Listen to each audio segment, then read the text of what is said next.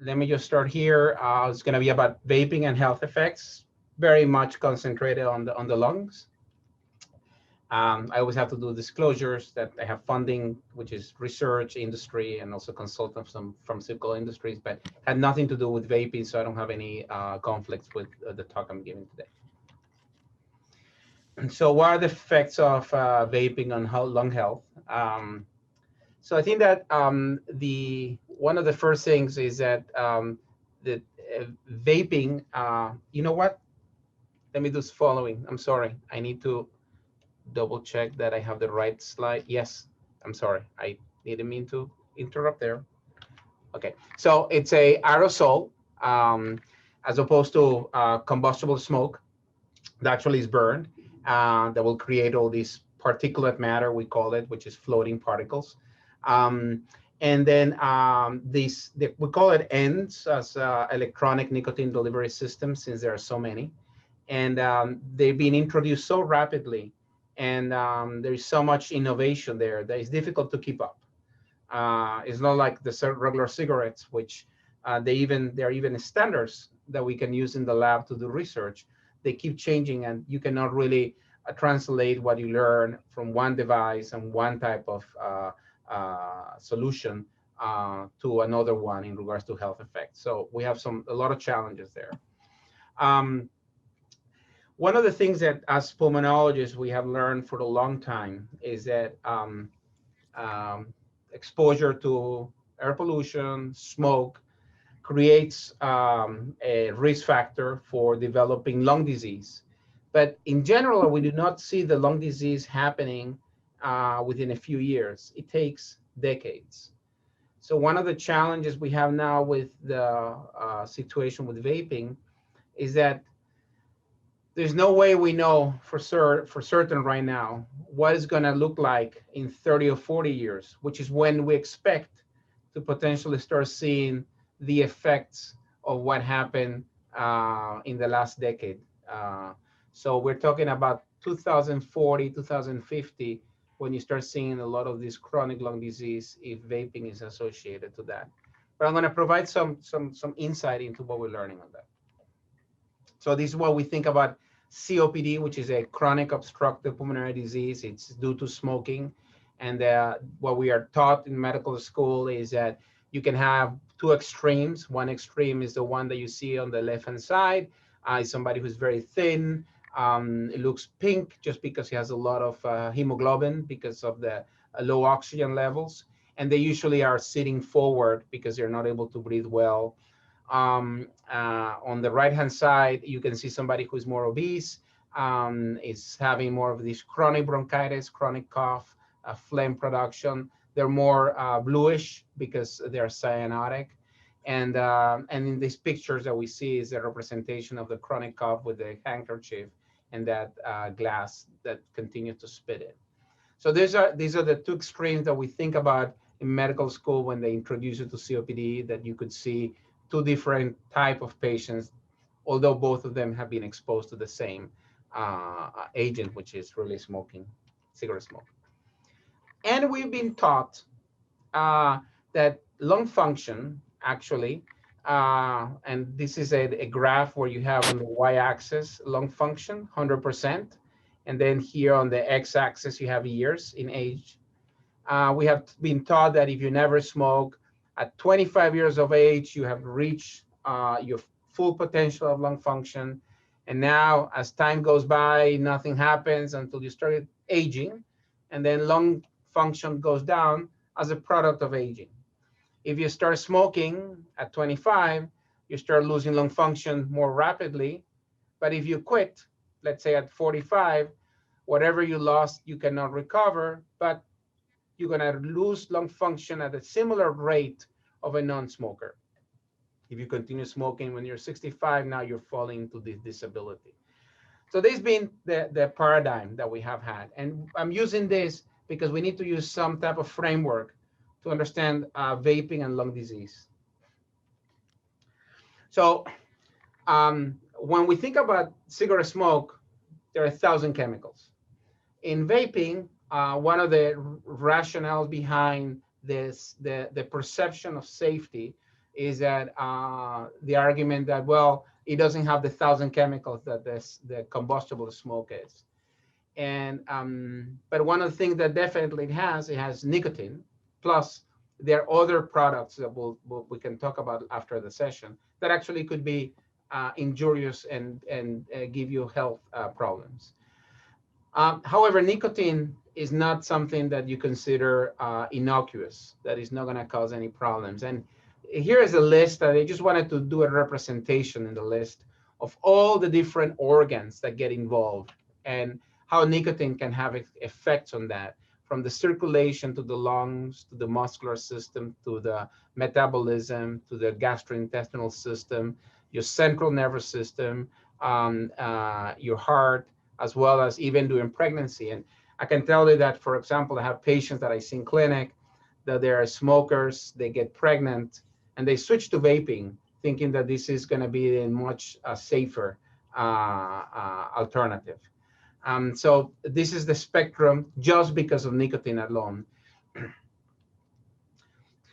So the only thing that we know right now about vaping is what are the short-term effects. And it's because we haven't had enough time to see the consequences of vaping over decades. So the short-term effects we see is that people are complaining of symptoms and they have diseases consistent with asthma. We see some palpitations and heart rates going up. We see other physiological effects associated with vaping, changes in taste, in smell. There is some data about risk of infection with vaping. And then what really brought to the attention of everybody was the epidemic of what we call lung injury. That means that the lung gets hit with something really noxious and starts breaking apart, and you're having a flooding, which we call pulmonary edema, that's flooding into the lung. And then they end up in the intensive care unit, which is what is happening with COVID. And before COVID hit, this was the biggest conversation happening in different areas around the country and in different environments. The long-term effects we do not know because we haven't had enough time to see what are going to be the consequences of vaping. However,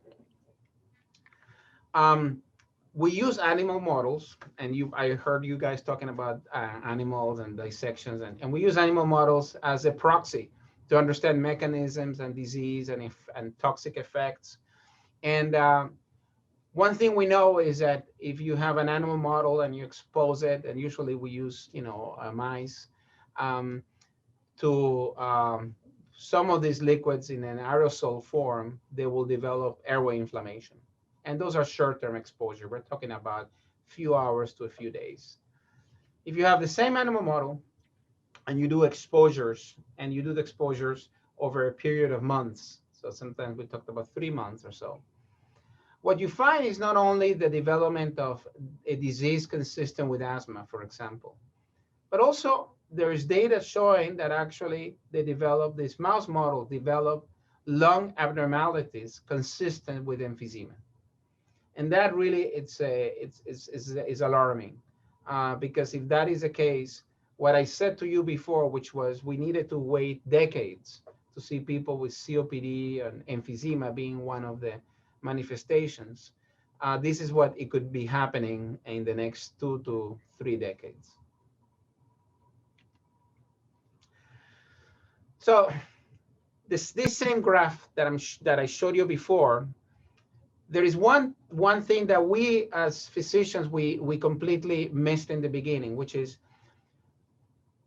we thought that if we saw somebody, okay, let's say at 60 years old, and as I said before, this is your lung function and this is your age.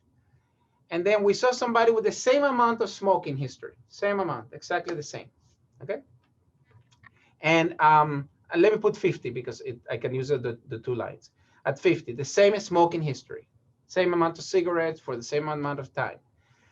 And we looked at their lung function. One person would have 25% lung function and the other one which actually would have 75% lung function. So we say, well, if two people are smoking the same, but they have different severity of disease, it must be genes. The genes are different, makes you more susceptible, and that's why you end up with one that is terribly impaired with the lung function, and the other is not. However, we have done a lot of research in genes. We have found some, but that's not where the story really leads us. What we start realizing is that we had an assumption, and our assumption, which was a wrong assumption, is that we would all start at 100% lung function at 25, thinking that you're reaching that full potential. But what happens during your, in your young years, even in utero, but talking about during the time that you're growing up, has dramatic effects on the ability of your lungs to develop to its full potential. And why I say that is because the epidemic of vaping is really affecting, as you know more than me for sure, all these teenagers and even younger kids, in junior high, that actually have been experimenting with the vaping, have been addicted to vaping, and they continue vaping. And the real question is, even if you quit, if your lung development has been impaired, you could actually end up just at, let's say, 75% instead of your 100% potential.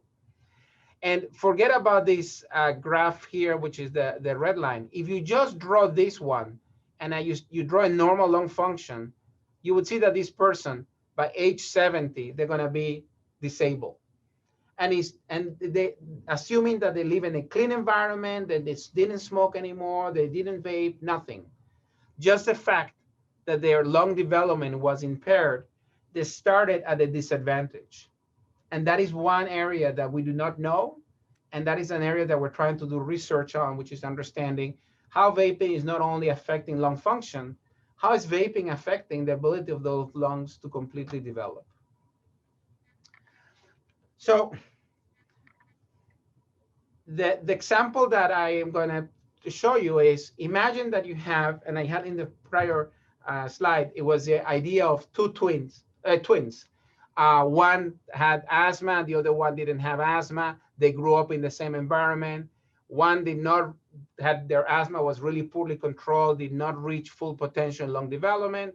The other one did, and you would think that they would have the same lung function, but because one started at a lower level, one of the twins end up disabled at age 50, while the other twin is completely fine. So what about vaping in the context of adolescents and even younger? So just serendipitous was a finding that I'm going to show you in regards to twins. But before we go there, I just want to finish with this part on the epidemic of vaping and how everybody brought this to their attention, which was a lung injury. And what we end up learning is that it's not only the liquid, but also is tampering with the device, adding now, for example, marijuana, and that one was actually dissolved with an additive that had vitamin E. And if you heated that vitamin E, you were able to show the same type of injury in the lung in an animal model. And when they did lavages, which is basically you go with a scope and you wash that lung and you collect the fluid and you analyze the fluid of the people who had lung injury had a higher concentration of this vitamin E. And that's how these end up being one of the culprits. It doesn't explain every single case because some cases do not have that, but is one of the molecules that we think is responsible for some of these lung injury associated with vaping.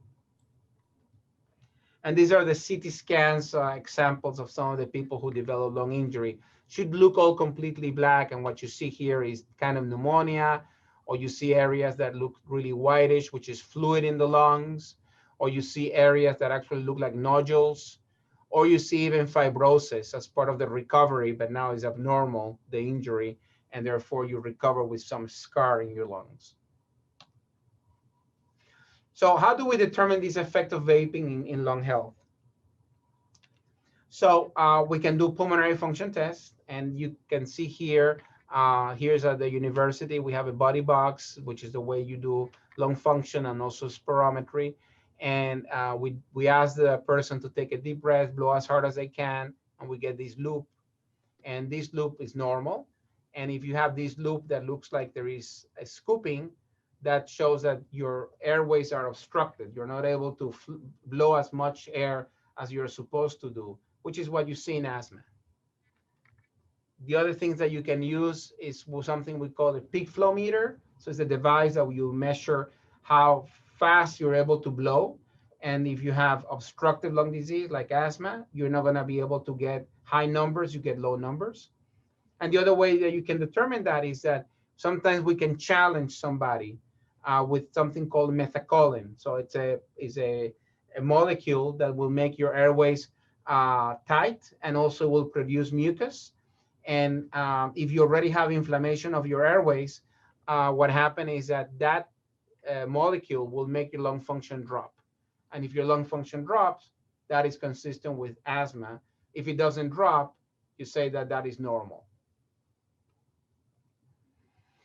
And we differentiate COPD and asthma based on not only whether you have this flow volume characteristic, but if this thing doesn't get better, then it looks like COPD, because asthma, you can have good days and bad days.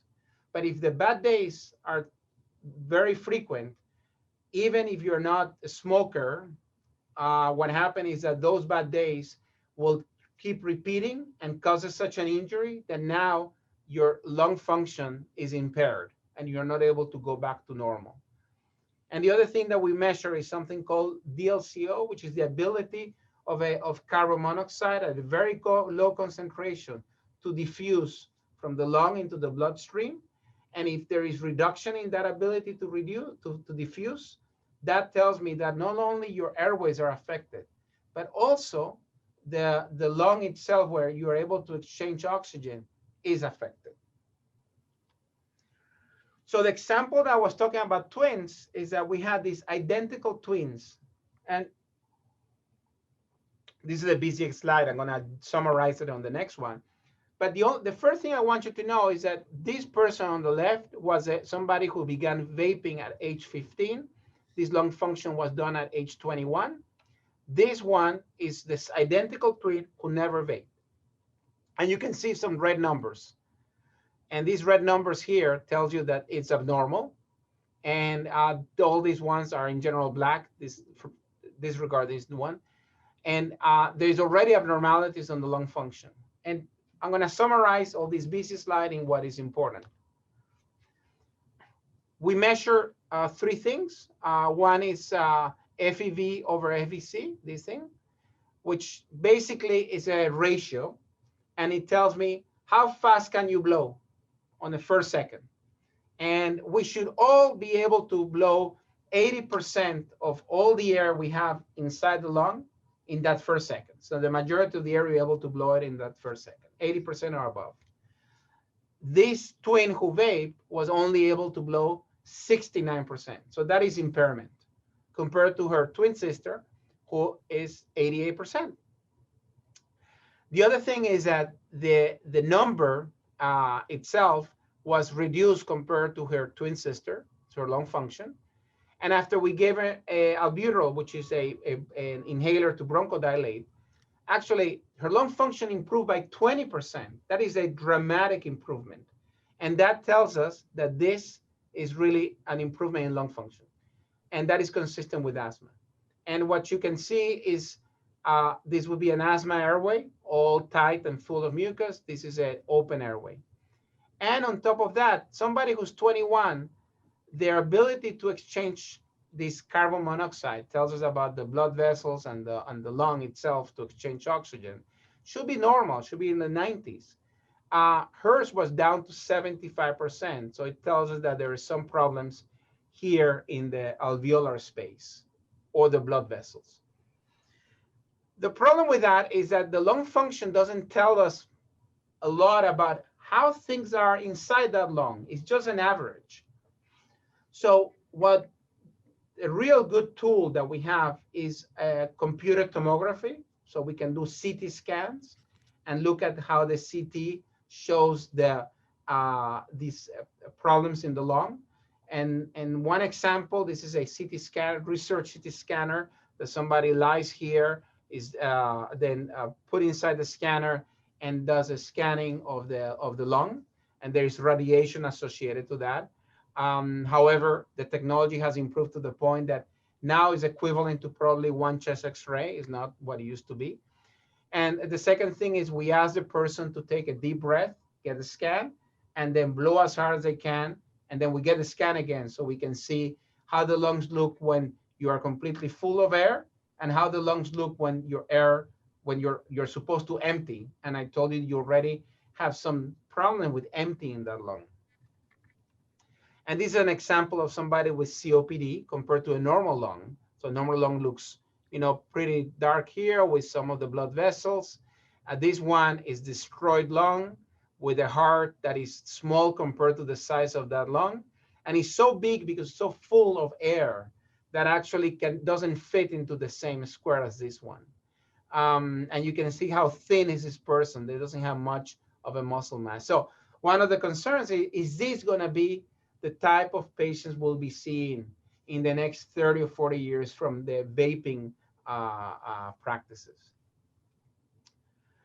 So the other thing that we can do on imaging is to do assessment of the blood vessels and the lung through magnetic resonance imaging, MRI. That is a non-radiation type of imaging modality. And we not only can see the lung, we can also see how that lung behaves in regards to the blood flow. And we call this ventilation perfusion. So our lungs have a relationship between air and blood flow. And when you're standing, because of gravity, the top of your lung is more expanded, the alveoli, which is this air sac, and there is less blood flow through it. The middle part is kind of the same. And then the bottom, you have more blood flow, and that air sac is smaller. When you take a breath, this is the one at the bottom that changes the most, which is a lot of the air that goes in gets exchanged, and when you blow out, it goes back again into a small shape. So this relationship tells us a lot about this physiology of blood flow versus air sac distension. And that is an important aspect of the function of the lung to oxygenate, because you need to have enough blood flow and you need to be able to get enough air to get that oxygen through. So this is what we usually do in the clinic. You have a CT scan, and then you give them a gas, and then you see in the gas how the gas is distributed in the lung. This is going to be on this CT scan, you're going to see the left side, sorry, the right side, the left side, and that's usually in the scanner. Always your left is actually the right side of the lung. This is now what we call a sagittal view. So this is coronal. This is sagittal, which is the side. Sorry, this is coronal, which is top to bottom. Sagittal, which is going to be on the side, and then axial, which is going to be through the main axis. And this is ventilation, and this is now a perfusion, which is also contrast they give you to see the blood flow. And then you can see on the CT scan how these areas match. When you do MRI, MRI takes advantage of the oxygen, and what it does through a chemical reaction, it does basically protonate it. So these protons are able to detect the MRI. They can see whether you have enough oxygen down here or you have less in comparison to the blood flow. And the blood flow is also assessed by protonating the water in your bloodstream. So there are these techniques that they don't use contrast, no radiation, but you can tell blood flow from air. And this person, because he's lying flat on their back, the same relationship we talked about top to bottom happens when you lay flat. The bottom here, you see this is a scale that goes from 0 to 3 and is a relationship between ventilation perfusion. The higher the number, what you have in this case is going to be basically higher ventilation to perfusion relationship. That means that more ventilation, less blood flow.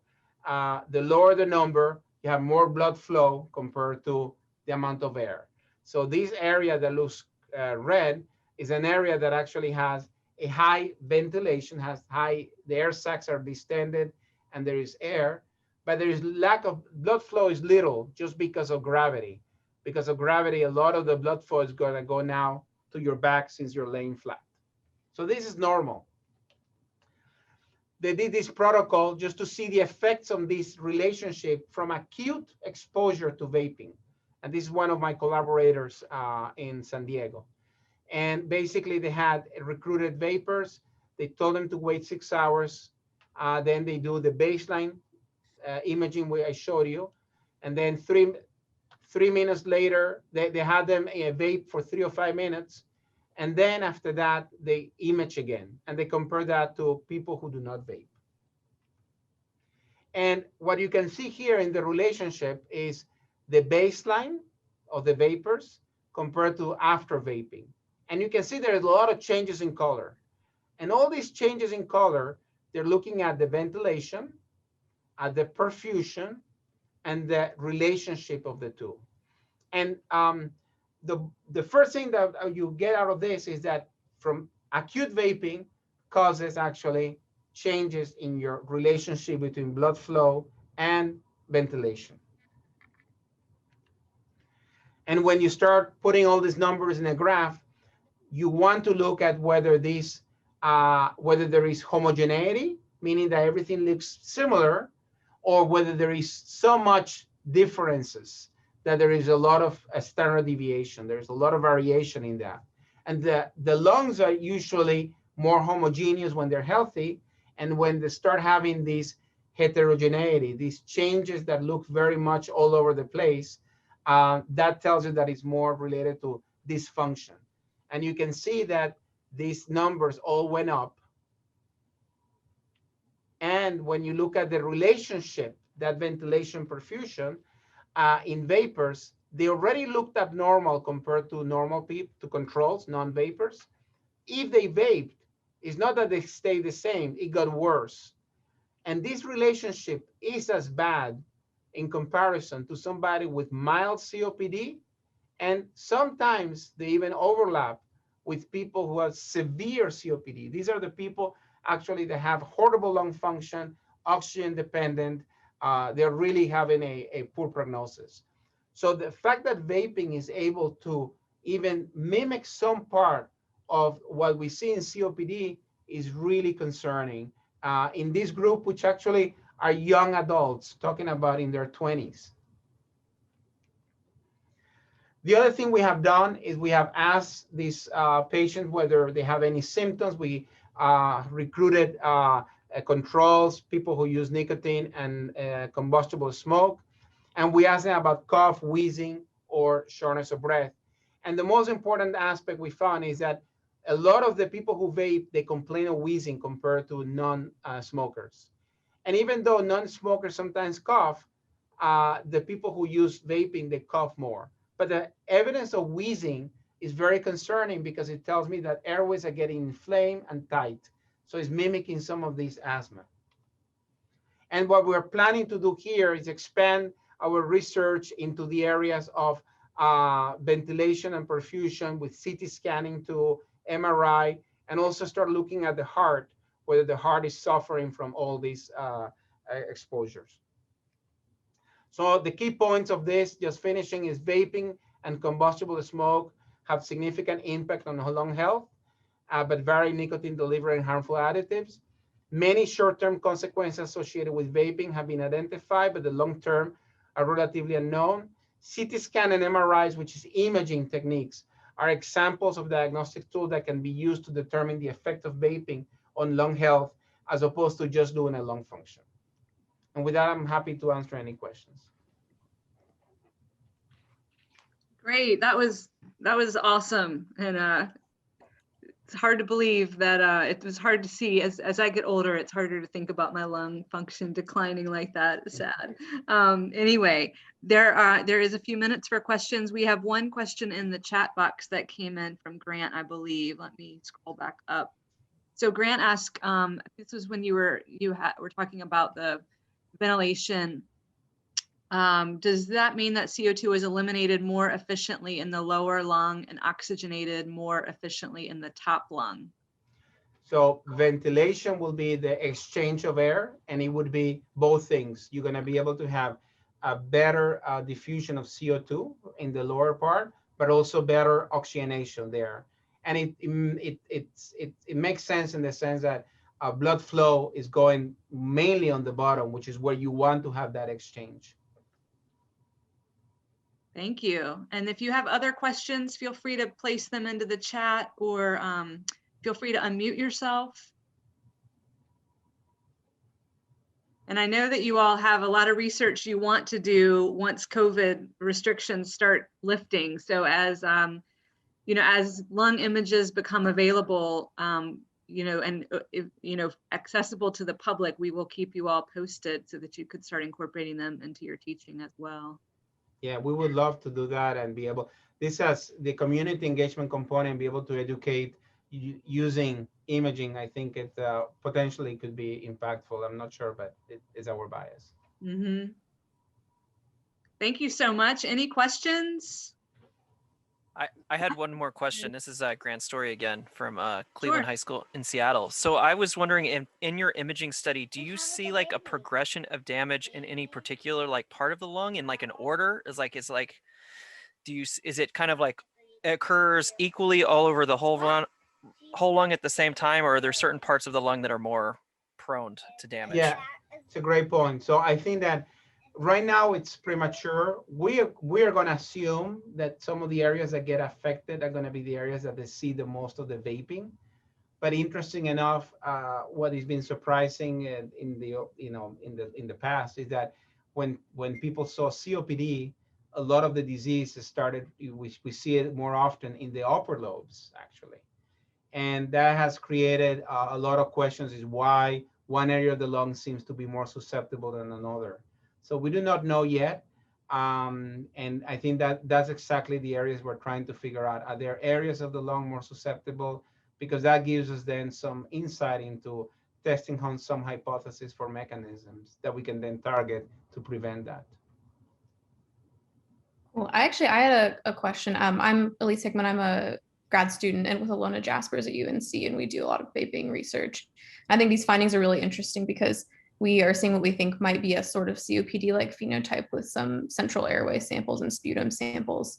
I was curious if you know, with the subjects in the study, what device they were using. Like, were they using vape pens, box mods? Were they Juul people? Do you guys know? So I know that in the one that I showed, it was kind of open and anybody could use different. In ours, we decided to concentrate on the ones that use a Juul, or the other one that we also let in because it was, becoming really fashionable before COVID was, I think it's Soren. Yeah. The one, yeah. Those are the two that we decided to really select for. I don't know by this time because it's been a year. It could be that it's a new device that we have not thought about, but okay, cool. Yeah, I was just curious. Yeah, no.